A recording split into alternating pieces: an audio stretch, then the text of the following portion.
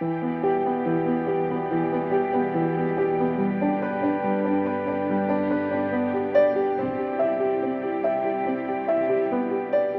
everybody, John Paul Crimmy here. Welcome to my channel. Today's topic is a big one: how to get over a breakup.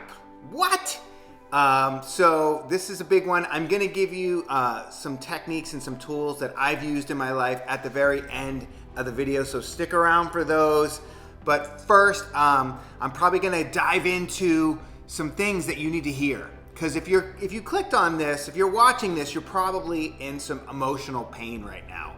And it's just awful. Feels like the world is ending. It's just the worst feeling in the world. I've been there. I know what that feeling is like, the breakup feeling. I want to tell you some things that I think you need to hear right now. And then I'll get into the techniques afterwards. So close your eyes for a second, and I want you to hear this, right? Close your eyes. I know it's silly, just close them. And I want you to really hear what I'm saying to you. You have 100% success in getting through difficult times in your life. You've been 100% successful in your life in getting through all of your difficult times that you've been through before. And so if you're going through a hard time right now, if it feels like you're not gonna get through it, I promise you, you are gonna get through this, okay? You can open your eyes if you want. Everything that you go through, every time you go through a difficult time in your life, it has a beginning, it has a middle, and it has an end. And odds are, if you just clicked on this, you're in the beginning. You're in the worst part. You're in the hardest part. That's the bad news. The good news is you're gonna get through it, you're gonna get into the middle, and then you're gonna get into the end. And how you get through it is up to you, right? Like what you do is totally up to you. What you don't want to do, what I suggest you don't do, is immediately go out there and start looking for somebody else, right? To make yourself feel better. I feel rejected, I feel sad, I feel heartbroken, so I'm gonna go find somebody else to validate me and make me feel better. That's a terrible strategy. All of us have done it at some point, and I'm gonna tell you why it's a terrible strategy, because you are exactly the same person that was just in that relationship, except now you're, a little more guarded, you're heartbroken, and so you're not bringing anything good to the table of this getting into something new. And even if you just want to act out and just hook up with people, that's always a terrible idea. But you're gonna meet the same type of person, right? If you're sick and tired of having the same relationship with a different face, then you have to do something different. You have to level up yourself. You have to learn some new techniques, some new tools, some new strategies, and level up yourself, level up who you are in the world so that you're not meeting the same people over and over and over again. So if you're feeling that, if you're like, I keep having the same relationship, this is the same person, it's just a different name, different face, right? Like I keep having the same relationship. Well then that's a sign for you to grow, that you want to do something different, that you want to learn some new tools. Take a break from dating for a minute and just go work on yourself, right? The longest, most important relationship you're ever gonna have in your life is the relationship to yourself, with yourself. So when you work on that relationship, all your other relationships in your life get better. And so you hear this all the time. It's so corny, it's so cliche. Oh, you gotta love yourself. Oh, I gotta love myself. How do I love myself? How do I do that? That's what I used to say. When people used to tell me that a long, long time ago, I was a mess. And people used to say, you gotta learn to love yourself. I'm like, okay, great, show me how to love myself. What do I do? And so there's some things out there that you can do. I'm gonna tell you in this video some techniques and some tools that you can use to learn to love yourself, right? But first I just wanna say that you do matter.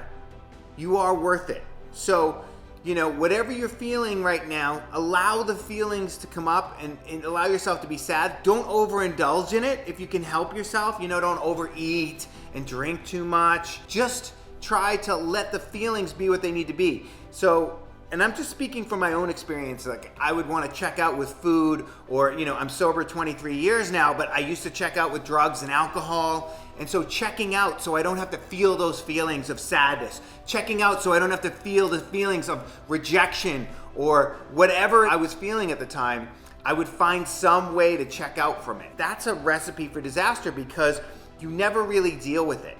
So many of us, we want to open ourselves up to love and to gratitude and to feel good in life and the joy and all these amazing feelings, but we don't want to feel sad. We don't want to feel heartbroken and disappointed. And you have to allow those feelings to feel the love and the joy. You can't close yourself off from heartbreak and disappointment and open your heart up to love and gratitude and joy. It's not how it works. Okay, so enough of all that. I'm gonna get into some of the techniques and tools and stuff like that. One of the best techniques that I ever used was to go and find somebody that was worse off than I was, that was going through a harder time than I was when I was going through a breakup. And I did Big Brothers of America. I was a mentor, and I'd help people also in recovery from drugs and alcohol. But you have somebody in your life that's worse off than you are. Maybe they're sick, or they're going through some sort of devastation in their life, or they're grieving about someone they lost. If you can go and get out of yourself and try and help somebody else, that is one of the best tools that I've ever found. The Buddhists have a saying that there's two types of selfish people. There's the smart selfish person and the dumb selfish person, right? And the dumb selfish person, when they're going through a hard time, just sits there and they're stuffed and feels bad for themselves. And the smart selfish person goes and helps somebody else and gets out of themselves. So you're gonna be selfish either way. Try and be smart about it, right? So, I'm the breathwork guy. I teach breathwork. Breathwork is the best tool that I have ever found to allow the feelings to be felt, to come up, to feel sad, to feel heartbroken or whatever. But what's amazing about the breathwork is you can only feel those feelings for so long and let it up. And then eventually you get to this place of clarity. You're like, oh, you know what? I wasn't really being loved in this relationship the way I wanted to be loved. Or I wasn't really getting out of this relationship what I felt like I should be getting, right? I have another video, put a link to it here, about breathwork for relationships. And I talk about in that often when you start doing this breathwork technique, people have to change in that relationship because you do not let anyone treat you poorly. The only reason you ever let anyone treat you badly is because you feel like you deserve it. And when you start doing this breathwork technique that I teach, this circular breathwork, you will be like, I deserve more than this, right? It ups your self-worth. It ups your self-esteem by doing this technique. So that's one of the things that you can do to level up. You want to level up because you want to meet someone who's on this new level. You don't want to keep repeating the relationship over and over. So by leveling up yourself, by leveling up who you are in the world, you're going to meet a different type of person, right?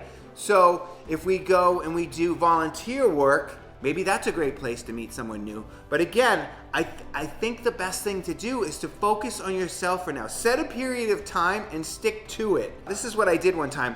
I said, you know what? I've had a lot of bad relationships over the last couple years. I'm the common denominator in all of my terrible relationships. I'm the common denominator in all of my failed relationships. Part of this, of growing, is to look at the truth, right? And so I was the common denominator. So I decided to take a break from relationships for a while.